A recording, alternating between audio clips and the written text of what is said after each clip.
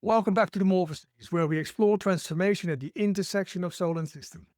There's a version of growth that looks dramatic, breakthroughs, peaks, big emotional releases, and then there's a version that actually holds.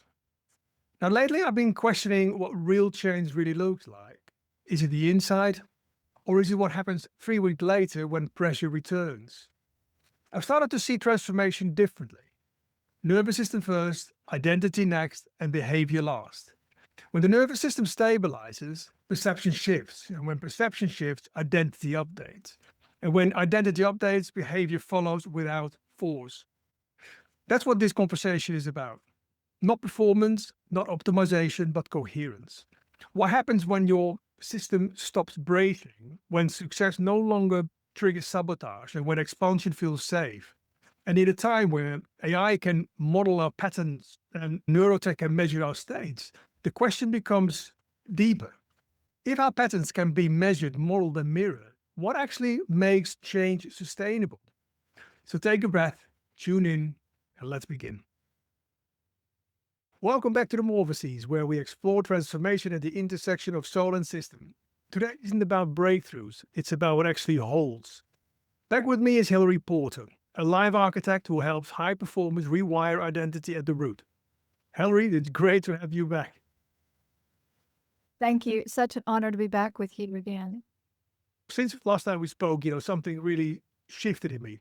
I used to value kind of peak moments, resets, retreats, insights, intensity.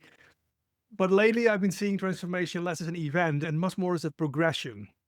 After a recent conversation on measurable brain states, I started wondering whether real change would show up in not just in how we feel, but in how we function under pressure. So I'm curious.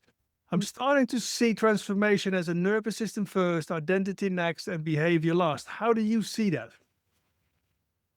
I'm so thankful for this conversation for so many reasons, but that's the biggest, I guess, misnomer that people think because they think that it's all about the breakthrough, right? And the truth is I think breakthrough moments are just neurological spikes, just to be very honest with you, because that's what I've seen. I mean, they're powerful, they're catalytic, obviously, but they're also often just very emotional.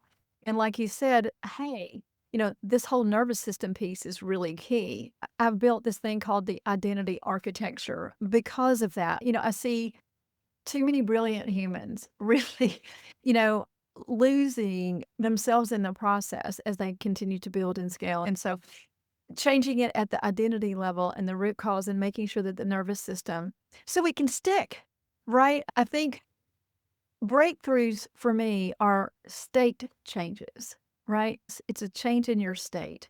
And for me, stabilized coherence, that is where it's at, right? That actually is where the identity stuff happens. Because if you think about it, a breakthrough could be, let's say, a trauma release, right?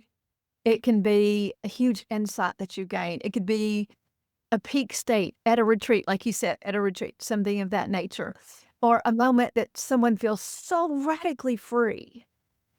But stabilizing coherence is something totally different because your nervous system stops bracing, right? And that's the biggest thing. And then the identity, the version 2.0, as I always call it, gets a chance to reorganize, right? Because we've stopped the kind of the bracing and your body no longer holds the old default, those old patterns under stress. Someone cries and feels free, which is beautiful. And don't get me wrong, I'm not minimizing. That is absolutely, like I said, catalytic. But it's when your nervous system doesn't have to go back to survival, 3 weeks, 3 months, 3 years later. So for me, that's the word coherence. That's when the identity, the thoughts, the emotion, the physiology even, and the behavior start to really align. And your body starts to feel really safe, in your expansion. There's nothing more delicious than that, I will tell you, because that's when success doesn't really trigger the sabotage, And Yeah.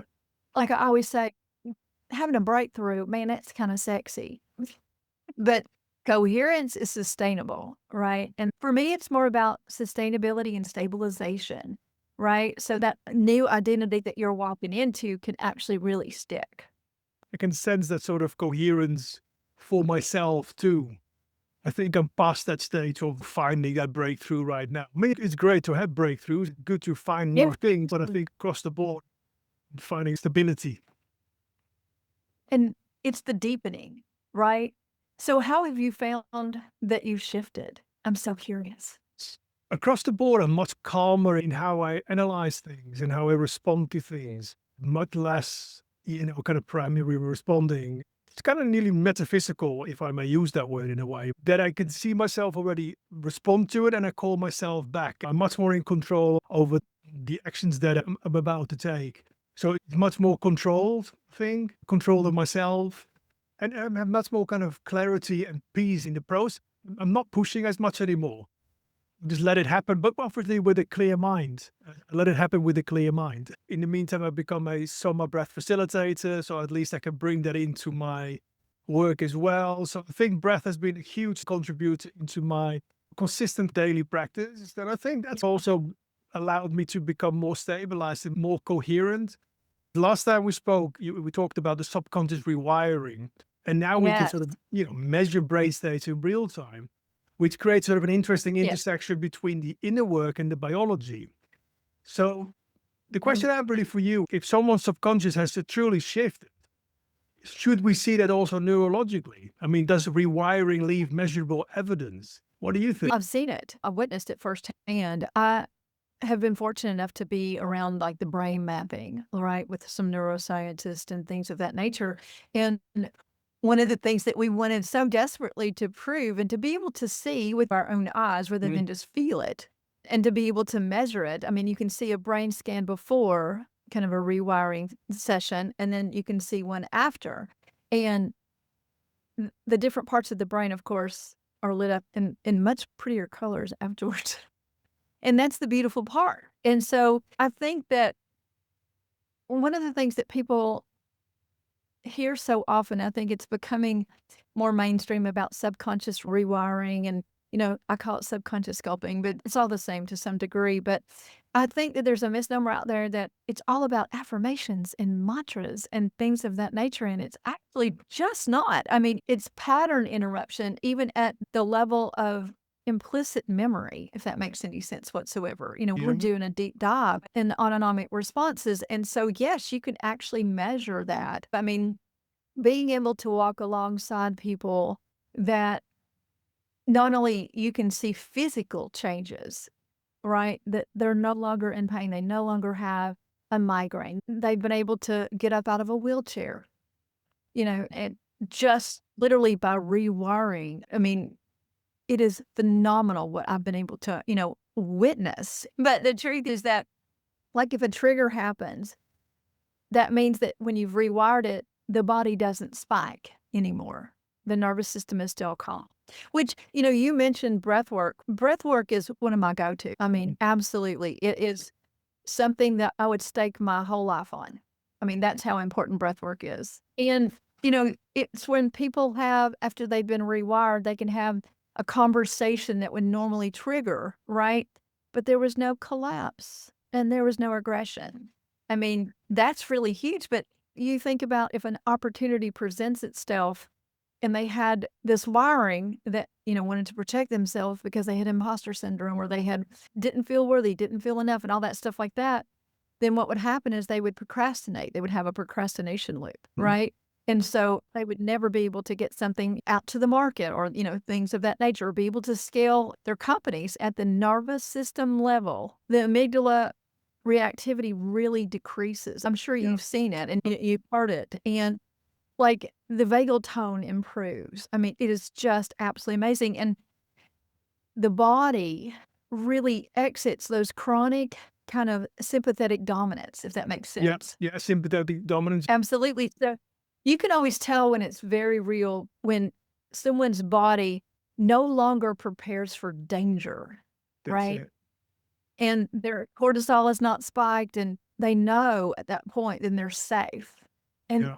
that is huge. That is absolutely huge because It's not mindset, right? People often confuse that, like mindfulness, mindset, affirmations, mantras, and this is not it at all. We're talking about really rewiring. And it's where like physiology kind of meets safety. You and I both know if the nervous system doesn't feel safe, you have to get them in a safety state first off. And then you have to go in and rewire, because if it's in a fight or flight and it's going to fight you, it's not going to allow you to rewrite over a belief. And so it will defend to the death. For me, it's very clear also physiologically, as you described it. You feel less shallow breathing, your body tends to be more relaxed, and you're less reactive in that sense. It seems also in a way that we're entering into a new era where identity can be sort of reshaped through the technology. Now, if identity is code, neurotech measures code, AI models Yes. code, beginning to externalize the patterns that run us. So could AI accelerate rewiring? I mean, it's a bit of a psychological mirror, but I mean, it's quite an intense thing to kind of comprehend. I hear so many fears about AI, and I just don't share that. I simply do not share that. I think it's an enhancer, it's an activator. It's absolutely wonderful. And not only that, if you truly learn about it and you can understand the benefits to this, people would remove the fear.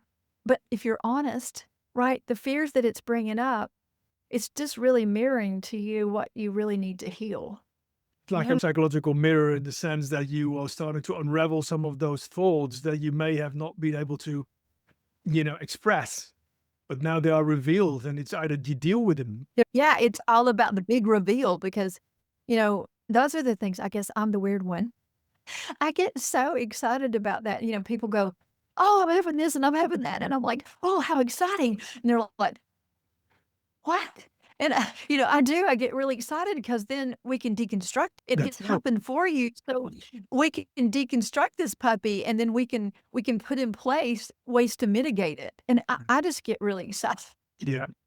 For the right reason, I think, because we are getting closer to a method or an approach that allows us to do it systematically. There's a lot of fear out there about that, Yeah. and just because that we can accelerate something, right, from an AI perspective and the neurotech, it doesn't mean that we just cannot and should not bypass the integration piece. So, I think that's the piece because expansion, if you think about it without capacity, that's the thing that creates the fragility, exactly. right? And because we live in a culture that is predominantly dopamine, Yeah. right? I mean, it's just dopamine, dopamine, dopamine, and like biohacking and like peak state addiction and performance obsession. If somebody's nervous system is already really dysregulated, Yeah. accelerating their expansion when they're not ready for it can destabilize them. And I think that is the cautionary piece because true transformation, and just the way I look at it, and that's what I'd love to get your input on, it's about integration. It's really about capacity building. It's learning how to pace. It's the safety component of it. And so I guess while I'm excited about the speed, I think I'm more interested in the sovereign piece.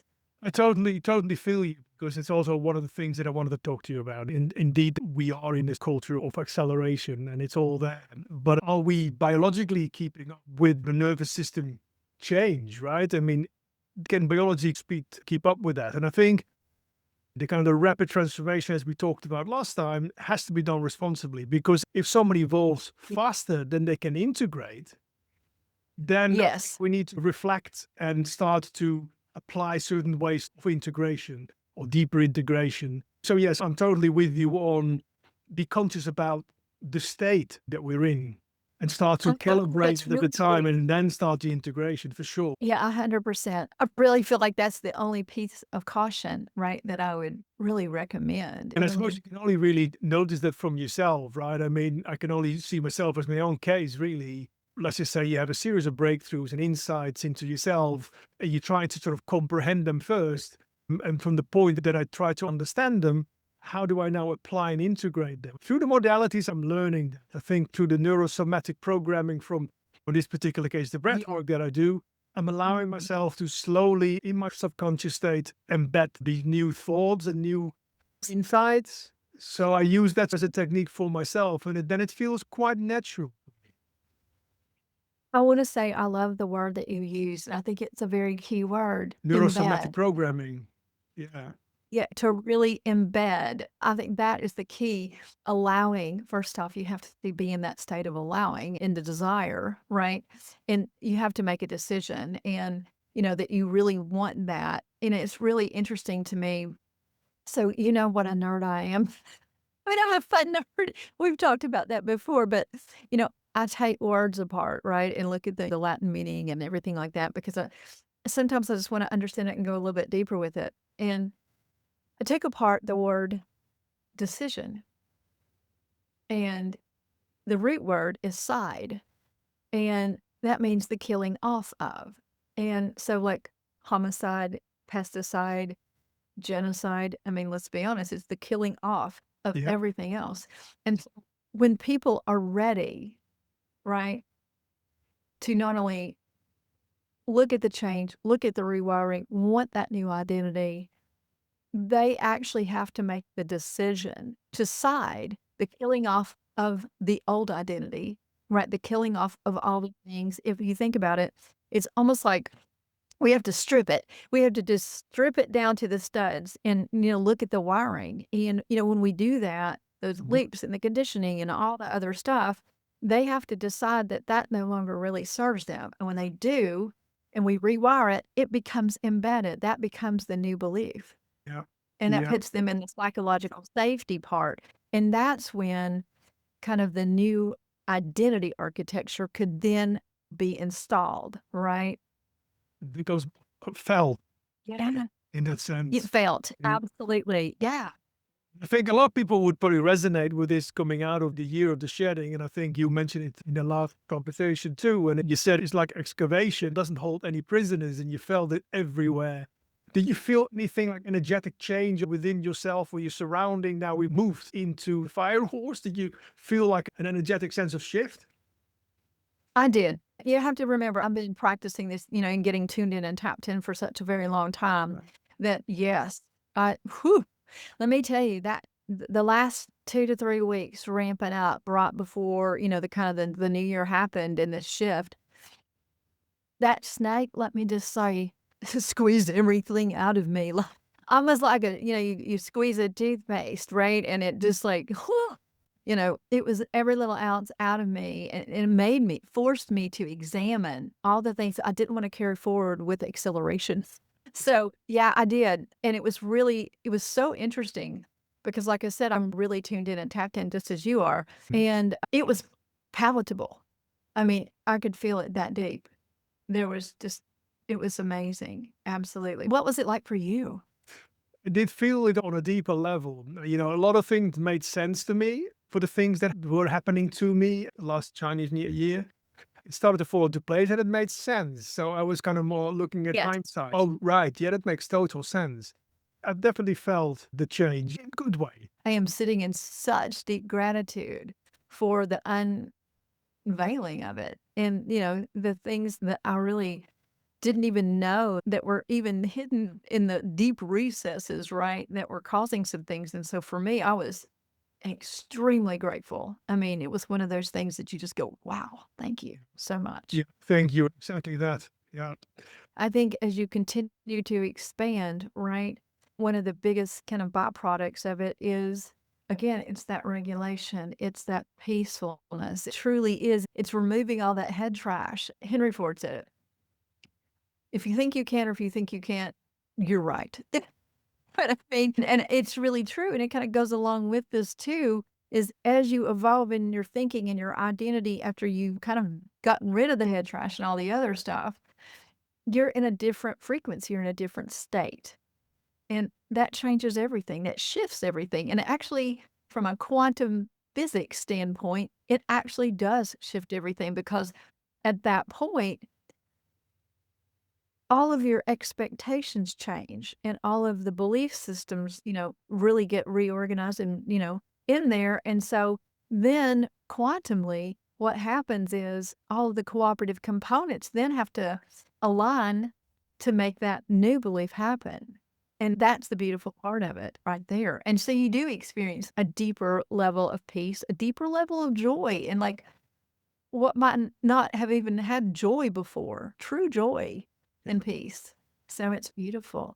Without integration, inspiration becomes an addiction. It becomes the next fix, the next fix. So I believe it is not just a destination. I think that's really one of the things that we're here for. Earth School, right? We're here to really release the things, experience certain things, whether that be contrast even. It feels a bit like, at least for me, that we're moving into a sort of new territory, and especially with the conversation I've had on the measuring the brain activation or measuring the pattern, shall we say, it can also be Yes. modeled and mirrored. So we can generally say we are moving into a new territory, and which kind of makes me also wonder at the same time, what remains uniquely human, or what do you hope we never outsource? That's a great question. And I think that's the question that needs to probably be asked because I think, like I said before, AI is extraordinary and it's great with pattern recognition, even. I mean, it is absolutely fantastic. But consciousness, right, gives the pattern meaning. Does that make sense? I mean, because AI can detect the trends, it could analyze your behavior, it could predict the likely outcomes, right? But it cannot feel safety. It cannot process grief. It cannot embody love. Those are the things that it can't do. It can't integrate shame. You think about that, right? Mm. But I mean, yeah, I can identify the trauma pattern, absolutely, but it cannot hold the nervous system while somebody unwinds it. And yeah, it gets me, it hears me, it makes me feel seen, it makes me feel acknowledged and validated, and it can see some trends for me, but it can't rewire. It can't do the things that, that's totally on us. Probably also arguably talking about the integration. The integration is down to us because AI will probably fast track and get the insights quicker and feedback quicker. It accelerates in many ways, as neurotech would do. Yeah. But it's still down to Yes. us as humans to do the integration, be aware, conscious of the modalities and the state of your nervous system before we can start the integration work and we embody ourselves into that. Embody. I think that that's the piece, right? If you really look at it, it's that identity architecture. I have done so much work and research around identity architecture because it's remembering who you are, right? Underneath the patterns and the programming and all of that, right? And the pain and rebuilding with the truth, not trauma, Yes, right? I love that. And it's sacred work, it's excavation, it's the rewiring, it's rebuilding. Because when you change the very belief of who you are and you don't have the conditioning and the micro distortion, things like that, everything changes. I mean, even your biochemistry changes. I've been able to watch so many people that have had dis-ease and being able to shift the belief system and the root, it shows up biochemically in your body. It's good to have these conversations and amplify these conversations because we are living in a time where things are going to happen or happening already unbelievably fast. It's incomprehensible for the vast majority of people what's happening or what happened or what's about to happen. And I think what's important for everybody now is to regulate the nervous system and start to calm down and allow us to be able to digest more and to consume more information that's relevant. Yeah, it's all about the capacity, Yeah, exactly. right? About the, If you're not in primal and your nervous system is calm, then your capacity opens up exponentially. And yeah. I see this time and time again in my work. And so I think that's the key. It is because, I mean, everything is coming at a nanosecond. I mean, that's actually slow now compared to what it's going to become. And so you have to really, you have to have that capacity, right? Exactly. Opposed to what we're doing now, we're forcing it through. It's a lot of pressure and we still force through the strategy that we now need to apply. It feels so forced, literally forced. So yeah, capacity Well, led is the way forward. I want to say too, I think what you just said was really important, right? Because you can throw all these different strategies in the place. There's a strategy for everything. There's this and that. But if you stick it on to a dysregulated nervous system and somebody who has a lot of identity You know, issues, I don't care what strategy you use. If it worked for Joe, it's not going to work for you, right? Because you've got all the things that are going to be blocking it. And that's the thing is working with a lot of founders and, it's all about speed, right? And it's all about capacity. And having velocity without architecture, I think creates risk. Yeah. wonderful. Well, So Hilary, thank you. Thank you so much. I mean, I always appreciate the depth that you bring to this conversation. So thanks a lot for that. And as we close this conversation, what stays with me is not the breakthrough, but the coherence. Not the spike, but the stability. Now, real transformation isn't loud. It's not dramatic. It's not always visible from the outside.